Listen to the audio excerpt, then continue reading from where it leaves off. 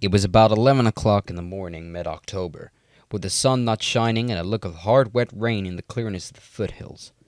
I was wearing my powder blue suit with dark blue shirt, tie, and display handkerchief, black brogues, black wool socks with dark blue clocks on them.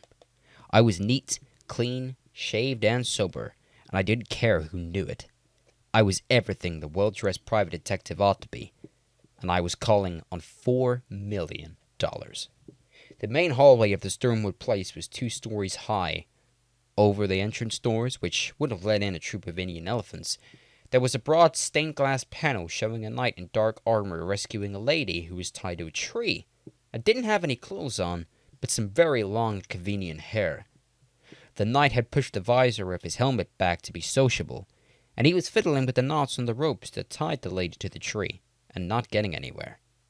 I sat there and thought that if I lived in the house, I would sooner or later have to climb up there and help him. He didn't seem to be really trying. There were French doors at the back of the hall.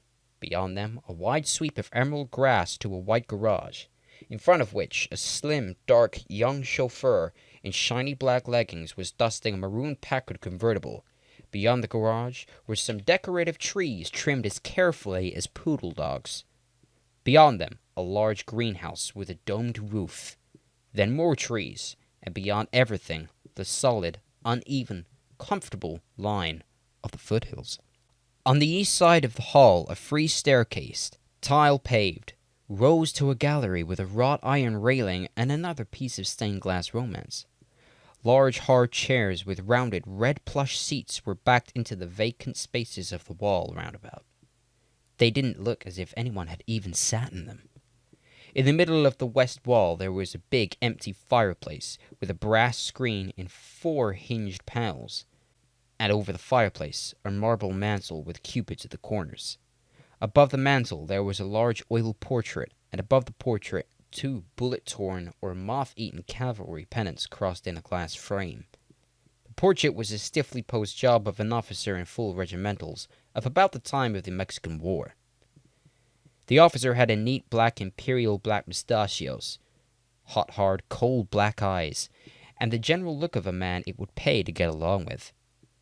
I thought this might be General Sternwood's grandfather. It could hardly be the general himself, even though I had heard he was pretty far gone in years to have a couple of daughters still in the dangerous 20s. I was still staring at the hot black eyes when a door opened far back under the stairs. It wasn't the butler coming back. It was a girl. She was 20 or so, small and delicately put together, but she looked durable. She wore pale blue slacks, and they looked well on her. She walked as if she were floating.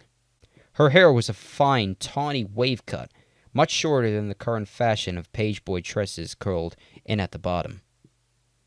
Her eyes were slate gray, and had almost no expression when they looked at me. She came over near me and smiled with her mouth, and she had little sharp predatory teeth, as white as fresh orange pith, and as shiny as porcelain.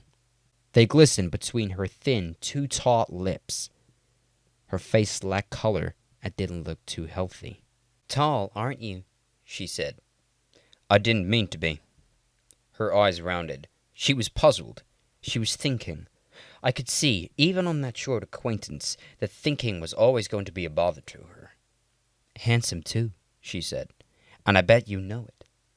I grunted. "What's your name?" "Riley," I said. "Doghouse Riley." "That's a funny name." She bit her lip and turned her head a little and looked at me along her eyes. Then she lowered her lashes until they almost cuddled her cheeks and slowly raised them again, like a theater curtain. I was to get to know that trick. That was supposed to make me roll over on my back with all 4 paws in the air. "Are you a prize fighter?" she asked, when I didn't. "Not exactly. I'm a sleuth."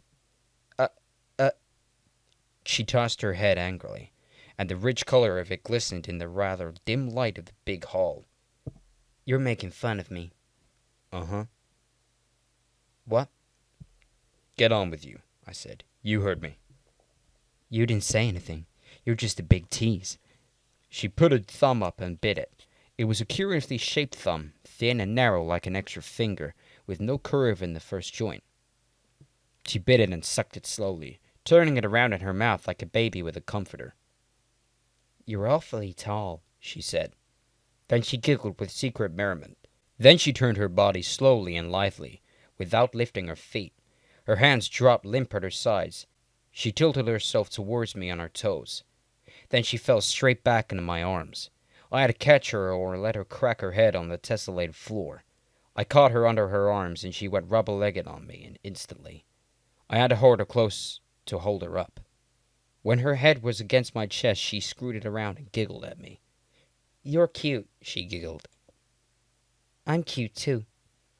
I didn't say anything, so the butler chose that convenient moment to come back through the French doors and see me holding her. It didn't seem to bother him. He was a tall, thin, silver man, 60 or close to it, or a little past it. He had blue eyes as remote as eyes could be. His skin was smooth and bright, and he moved like a man with very sound muscles. He walked slowly across the floor towards us, and the girl jerked away from me. She flashed across the room to the foot of the stairs and went up them like a deer. She was gone before I could draw a long breath to let it out. The butler said tonelessly, "The General will see you now, Mr. Marlowe." I pushed my lower jaw up off my chest and nodded at him. "Who was that?" "Miss Carmen Sternwood, sir."